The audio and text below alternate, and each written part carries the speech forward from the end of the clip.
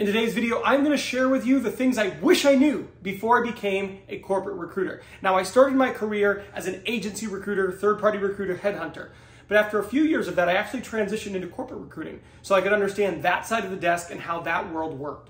And it was very different from agency recruiting. If you haven't already seen it, this is the video I made when I wish I knew before I became an agency recruiter. But I want to talk through some of the things that were different here and some of the things I wish I knew before I got into corporate recruiting.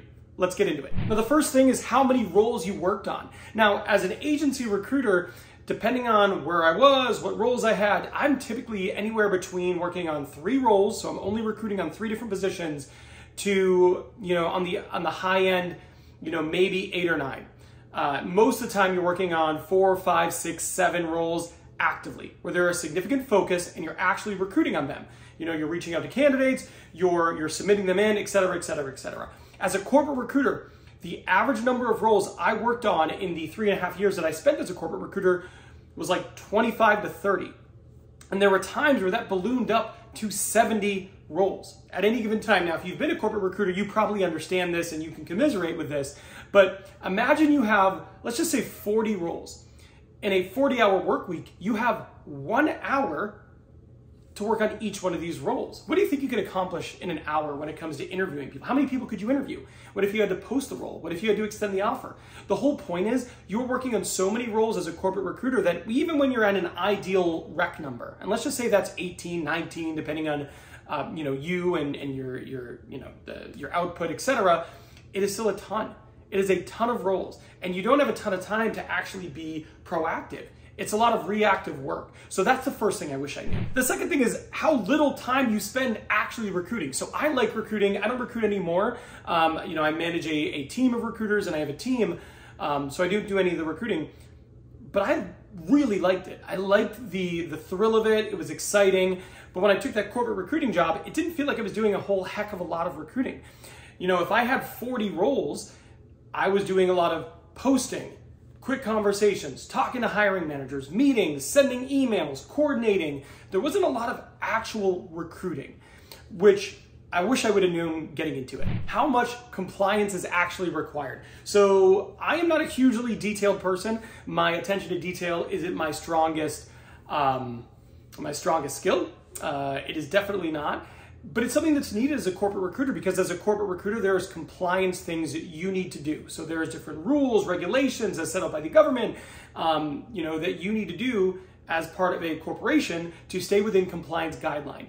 As an agency recruiter, there was none of that. And that suited me. Like when there's less rules and less coloring within the lines you have to do, I am probably in a better space. So as a corporate recruiter, when I had to flex a bit more and follow different compliance guidelines, it was certainly something that stress tested my attention to detail. So that's something I wish I knew before I got into it.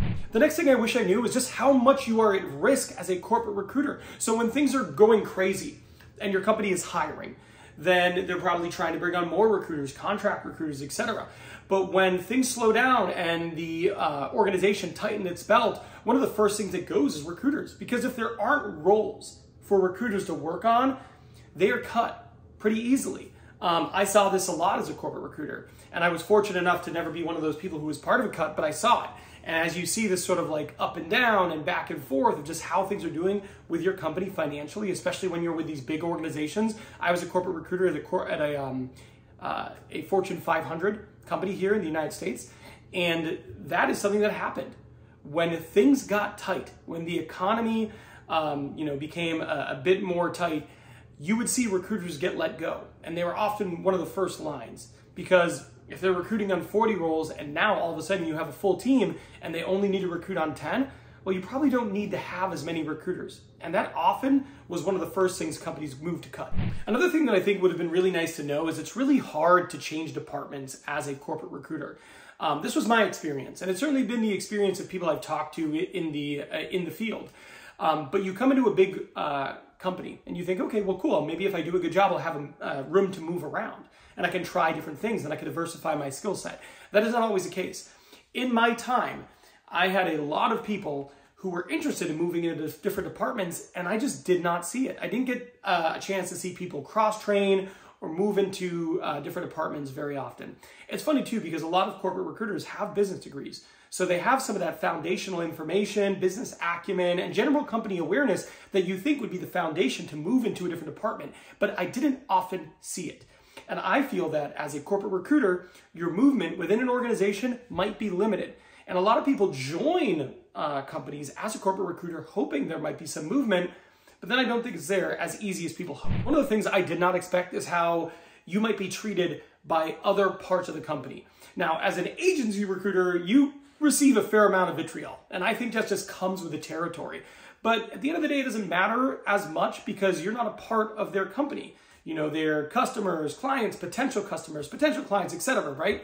But when you're part of a company and you're working with someone who works for the same company as you and you aren't treated well, it hits a bit different because you're like, we're part of the same company. Now, as a corporate recruiter, my experience was a bit of a mixed bag. I had some clients, internal clients, so we worked for the same company. I would recruit on their roles that were fantastic. And I loved working for them. I loved helping them. But then there was others where the respect in the relationship wasn't as reciprocal. And I felt a lot more like we weren't part of the same team. I was there to recruit and get out of the way.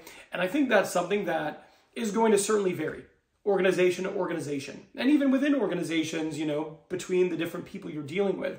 But it was something I didn't expect. I expected there to be this sort of team camaraderie throughout because at the end of the day, we are part of the same organization. That was not always the case. One of the things that was a bit of a shock to me was just how little of the outcome I controlled as a corporate recruiter. You know, I thought, hey, this would be a good situation. I will get to screen the candidates, send them over, give my opinion, and I'll be able to help land the plane a little bit here. I feel like that wasn't the case. As a corporate recruiter, there was a lot outside of my control. I could, post a role, have candidates come in, interview someone, feel they were great, reach out to my hiring manager, and they just wouldn't respond for 2 or 3 weeks. They became busy. And then they're like, okay, well, why isn't this role filled? Well, it's not filled because there are things outside of my hands that I can't necessarily impact the way I'd like. That was one of the things I did not expect, but I can certainly say it was a theme throughout my time as a corporate recruiter that you can control what you can control, but there's a significant amount of things outside of your control that certainly impact the end result. One of the things I certainly did not expect as a corporate recruiter, but was definitely part of it, was being caught in the middle. So there were so many times where I would talk to a candidate, I'd say, you're a great candidate, I'm submitting you over, I submit them over, I wait to hear back, and I don't hear anything from the hiring manager. And then that candidate would reach out to me and go, hey, Ben, have you heard anything? And I'd be like, no, I haven't. Or maybe they interviewed, and then I said, hey, how did your interview go? And they go, oh, really good. So then I go to the hiring manager and go, hey, what did you like about this candidate? And they don't respond to me. And I don't get the feedback. There's so many times as a corporate recruiter that you wish you had feedback to give to the candidate, but you're waiting on the hiring manager. And you are definitely caught in the middle. It's a bit of a tug of war. You know, you don't get feedback, they want feedback. What can you do? Very little. There's also times where the hiring manager is like, oh man, I really love this candidate. I go, great, well, let me reach out and see what they thought. And then all of a sudden the candidate has gone cold on me. As a corporate recruiter, you will definitely find yourself in the middle frequently. Maybe one more than the other, but there's a lot of times you are waiting to give information to somebody else, but you are waiting on someone else, and then you're caught in the middle. I also never expected to be as transactional as it was. And by that I mean it's a lot of doing the same thing over and over and over again, and following a system, and using software and tools.